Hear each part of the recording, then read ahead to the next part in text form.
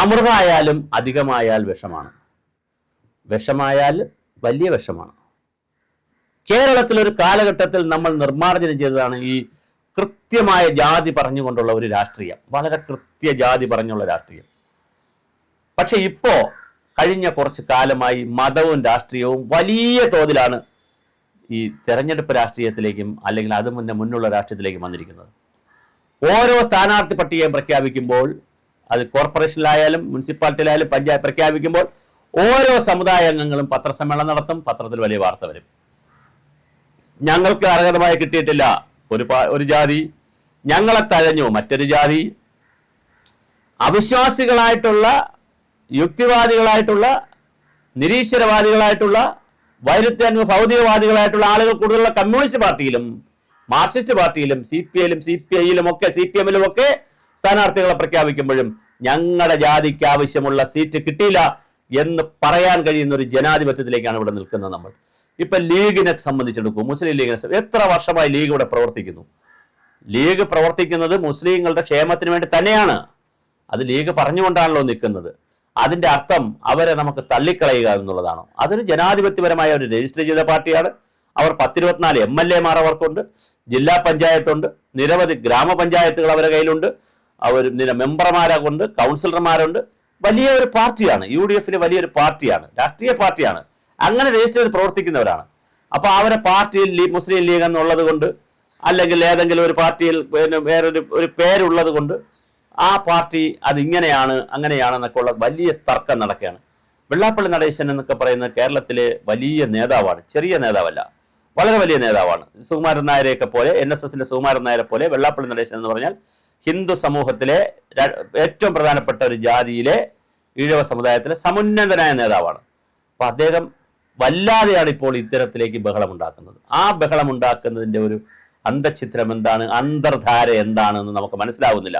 അത് CPMമായിട്ടുള്ള എന്തെങ്കിലും അന്തർധാരയുണ്ടോ, BJPയുമായിട്ട് എന്തെങ്കിലും അന്തർധാരയുണ്ടോ, അത് സെൻട്രലിലെ BJPയുമായിട്ടും സ്റ്റേറ്റിലെ CPMമായിട്ടും അന്തർധാരയുണ്ടോ, പിണറായി വിജയനുമായിട്ട് അന്തർധാരയുണ്ടോ, നരേന്ദ്രമോദിയും അമിത്ഷായും രാജീവ് ചന്ദ്രശേഖറുമായിട്ട് അന്തർധാരയുണ്ടോ എന്നൊന്നും നമുക്കറിയില്ല. എന്തായാലും അദ്ദേഹത്തിന്റെ വാക്കുകളും പ്രയോഗങ്ങളും എല്ലാ അതിർത്തികളും ലംഘിച്ച്, എല്ലാ സീമകളും ലംഘിച്ചുകൊണ്ട് പോകുന്നതായിട്ടാണ് VT ബലറാമിനെ പോലെയുള്ളവരുടെ പരാതി.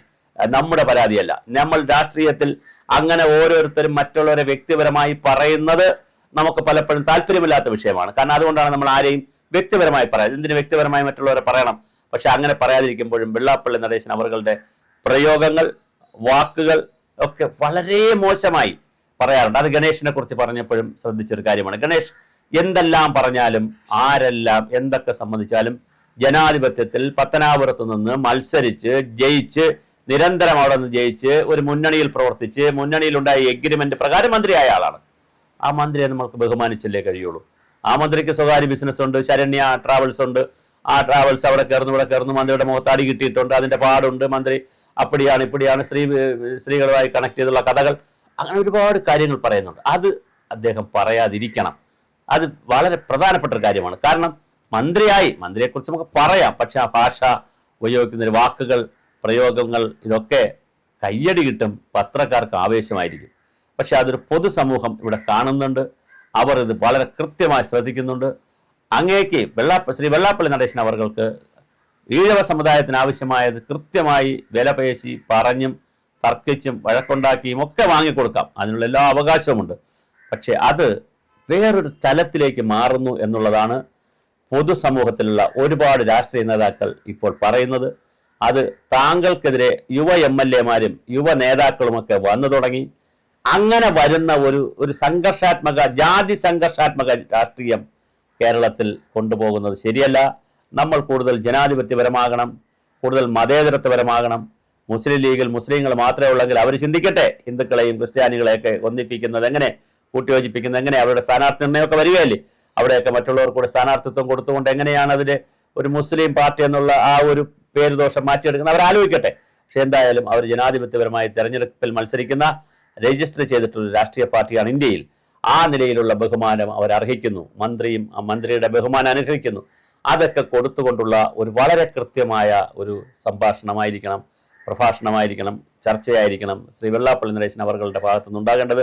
ഞാൻ പറഞ്ഞതുപോലെ കേന്ദ്ര ഗവൺമെന്റുമായും സംസ്ഥാന ഗവൺമെന്റുമായും എന്തെങ്കിലും അന്തർധാര ഉണ്ടോ എന്ന് പൊതുസമൂഹം ചർച്ച ചെയ്യുകയും അതിനെ താങ്കളുടെ വ്യക്തിപരമായ കാര്യങ്ങളും കൂടി ചേർത്താണ് ആളുകൾ പറയുന്നത്. സോഷ്യൽ മീഡിയയിലൊക്കെ നമ്മൾ നോക്കിയാൽ അറിയാൻ പറ്റും.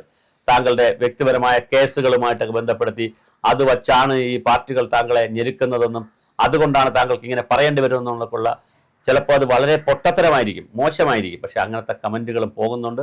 അതുകൊണ്ട് അങ്ങ് ശ്രദ്ധിക്കുക. അങ്ങയുടെ വാക്കുകൾ, പ്രയോഗങ്ങൾ, സംജ്ഞകൾ, ഉപമകൾ ഒക്കെ മറ്റൊരാളിനെ, മറ്റൊരു വിഭാഗത്തെ, മറ്റ് വലിയൊരു വിഭാഗത്തെ വല്ലാതെ വേദനിപ്പിക്കുന്നതാക്കിയാൽ അത് പൊതുസമൂഹത്തിൽ നന്മയല്ല ഉണ്ടാവുക, തിന്മയുടെ നാളുകളായിരിക്കും. തർക്കങ്ങളും വഴക്കുകളുമായിരിക്കും കൂടുതൽ ഉണ്ടാവുക.